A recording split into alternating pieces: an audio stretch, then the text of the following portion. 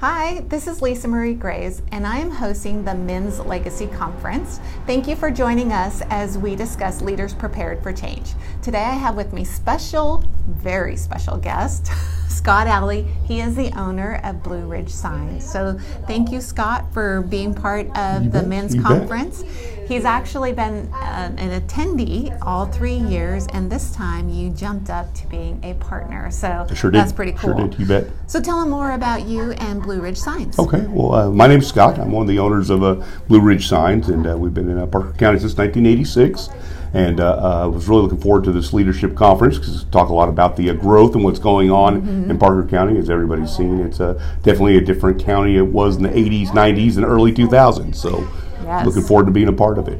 How long have you been in business? Did you say that already? Been in 34 years. Wow. And you recently moved to a new location about, 2 years ago? We sure did. So that's when we talk about part of the growth and the things that are going on, that was one of the reasons we moved. We've had a long history of watching real estate change hands and start from big properties, moving to smaller through the years, and noticed that things on 20 were getting snapped up pretty quick. Yes. And so we moved from where we were just off of 20 to be directly on 20. Nice. And you can see some of his works behind us. I know that with the live video that the image is backwards, but what kind of signs what's your plethora of signs that you guys offer? We are generally a commercial sign shop. So 95% of our business is all commercial based. So any businesses for their commercial signs for the exterior of their buildings, your highway pole signs, your interior signs for your buildings, your vehicles, your magnetics, your decals, all the different things you need to run a business is somehow sign related. And then we do some individual personal items, some etched stoned and etched redwood signs like you see here that sometimes fit a brand a little bit more than your traditional lighted signs or plastic signs along those different outlets. Yes. So. Yes, those are beautiful signs. Well, thank you. Too. Thank you. Yeah. One of the few left that still do them, so it's quite an art. It's been passed down for a long time, so Very tricks cool. of the trade. Very cool. And what is your tagline? Blue Ridge Signs, until we do business, you're just another building. Yes, so make sure you are not just another building, but that you have a sign, an amazing sign, so your customers know where to find you and who you are. And didn't you say some stat one time about if you don't have a sign, how much business you can lose, or the type of sign that you have on your business? Yeah, it was actually, there's been quite a few studies, and some of the largest ones are through FedEx and then also Forbes, and FedEx being because signs are very important for your delivery drivers to find your location. So have your address outside of your building, have your place easily identified. And if it's hard for FedEx to find your building, imagine how hard it is for customers to find your building. True. And it goes somewhere about 8 to 10 out of all future customers and current customers look for your sign or judge your sign based on whether they're going to do business with you or not. Nice. Well, and because you've been in Parker County for 34 plus, your business, 34 plus years, and you have lived here, I'm assuming, longer. What kind of growth have you seen and change have you seen? One of my favorite topics, that's why I'm really looking forward to this year's leadership conference, as we talk about competition and growth, is because throughout the years, Parker County was what it was. It was a very nice place to come. It was quiet. A lot of ranches and horsing industry. The reason we do a lot of our redwoods for ranches and carved signs along those lines, and the cows like to chew on them. Oh, really? And you can repair them after they do, so you don't want them chewing on those electrical signs. But in those times, what we saw is that, hey, there's a lot of land that's for sale, a lot of things that are going to be future developments. It just wasn't happening yet. You didn't have the land move that you need to have moved to connect this to Fort Worth, which is we've seen over the last 5 years has happened. And so we spend most of our time taking large signs that said for sale, and every 6 years after the Texas sun would wear them out, we would make new ones. So every 6 years somebody calls and says, hey, I need to do another sign on this property. That 100-something acres is still for sale. Well, then 4 or 5 years ago, that stopped happening. So now they weren't putting for sale anymore. We were putting decals on there that said sold. Next thing you knew, you had builders coming in and saying, and banks getting involved, said future home up. And you started seeing that happening all across the county. And I think we see it every day as we go even past Brock and farther out down 20 heading west. And so saw that happen very quickly in there. And so the last 6 years has been interesting. So those things that used to be empty lots, and we see it every day, are now big thriving businesses. Well, it's very interesting. In my interview with Mike Pierce, some of the indicators that he had was... Hey, Mike. was a lot of residential growth, Mm-hmm. and right after residential growth is commercial growth, and you're seeing that all in the mix in between. Very much so, yeah, very much so. So a lot of the residential, we do quite a bit of real estate for on the residential side, and we see the new signs come up for new housing additions, things along those lines, but they very much go hand in hand. So anytime you get a lot more new people, they need more services. And So you're really in the know. I am in the know. I'll tell you, I'm actually, my wife works here, and my mother-in-law, originally from Weatherford, and been out here the entire time. And I'm originally from Phoenix, and this reminds me a lot of what I saw in the Phoenix in the 80s and 90s. Oh, wow. And where I grew up was on 107th Avenue. And then when I was just recently out there to visit a friend of mine, he was on 285th Avenue. Wow. So on 107th was the very end. Everything past that was cotton fields and citrus groves. There was nothing else. And now it's on 280-something Avenue. And so, and the same thing you see happening with 20, I saw happen out there with 10. Just the 2 lanes, and next thing you knew it was 3, 4 service roads being put in. So it's really exciting to see and watch it happen. So what kind of challenges do you see with the growth and the change? So what you'll have is one, everybody's concerned, hey, it brings in competition, especially if you're a local purveyor that provides goods and services to other businesses.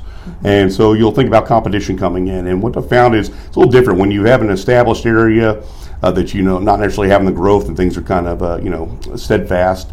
Your normal competition will be folks like, hey, I've got a place and I make burgers, and I've been making burgers for 30 years. And then, hey, some other guy in town decides he's going to open up, or she's going to open up and make burgers. You're like, oh, okay, well, not too worried about it. It's like they're going to get started. They're going to make some of those mistakes that I made 30 years ago. So they're going to have some big learning curves. It's going to take them a little while till they are competition, and maybe we'll have some fights over, I got a $4.99 burger, well, they got a $4.85, or 85-cent burger. You can have those different ones. But as you see growth like this, what you'll see competition-wise isn't the folks saying, hey, I'm going to go start this business. What you're going to see is going to be outside influences.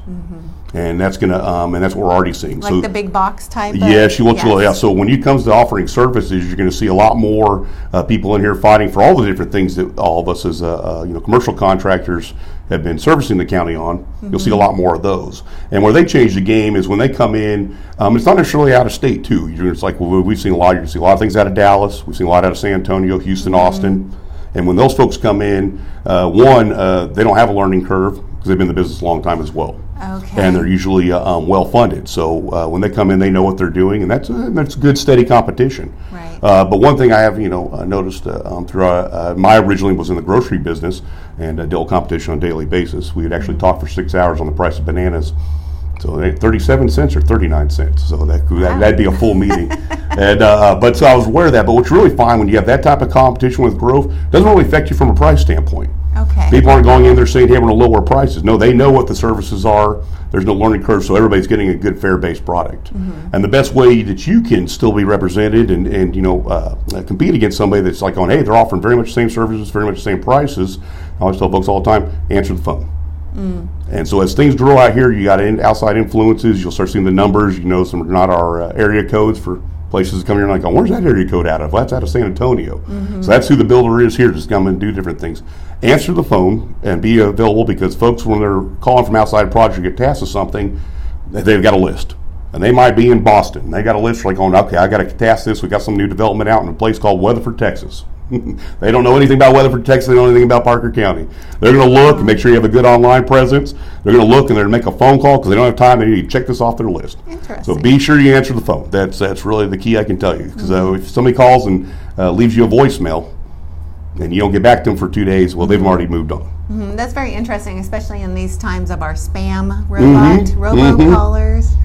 How challenging that is and frustrating as a business owner with answering the phones. It is. And the marketers and advertisers. They all challenge, and they do that for a reason, and I got to tell you, but that is the biggest thing I tell folks is that be sure you're there, because you will miss a chance on that job just because somebody's trying to cross something off a list. Yeah. And if they can't get a hold of you, they're going to call the next one on their list. And I like that you're bringing that to the attention, because a lot of times people don't want to call because they're afraid that they're bothering you. I get that a lot. It's like, oh, I don't want to bother you by calling. No, call. Yeah, be sure you pick up the phone, because I can tell you what, and you can imagine yourself, if the job you're in, you got tasked with working on a project in some small town in Colorado, you're probably going to start calling the places that you looked up on the internet, and you want to get that off your to-do list as soon as possible. Yes. And I said, I just recently had one with a local vendor. I was trying to shop some different things around and tried, went through the list of people I was going to call, and a few of them I left voicemails, and then called back 3 or 4 days later and like going, hey, I've already acted.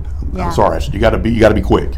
You got to be quick. So well, and that's definitely some great advice from a leader that is being prepared for change. You bet. Gone through it and yet wanting to still hone your skills. And I tell everybody, don't be nervous about it. This is a good thing. Yes. This is a good thing. So it's very exciting for all of us.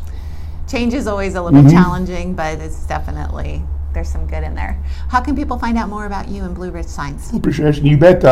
As you see, we have a location here on 3849 Fort Worth Highway, right off of I-20. Right, just talked about how important that was and the growth we're having, and the new service roads going. All the years of being able to go back and forth. Now, hey, they're one way. It's what happens when you become a big city. Yes. But you can visit us here just outside of Hudson Oaks, and also visit our website at BlueRidgeSigns.com, and you will see many examples of the different type of commercial signs you can get. And the one thing I can tell you is, hey, give us a call if you have something going on in your business, because we offer free site evaluation, and we will come out there and tell you what you need and what is allowed for the area of town you're in. Nice. And another great way that you can find Blue Ridge Signs is to go to the Men's Legacy Conference, the partner page, because Blue Ridge Signs is right there. You can click on their logo, it goes directly to their website, and so you can find out everything that you need to know about Blue Ridge Signs.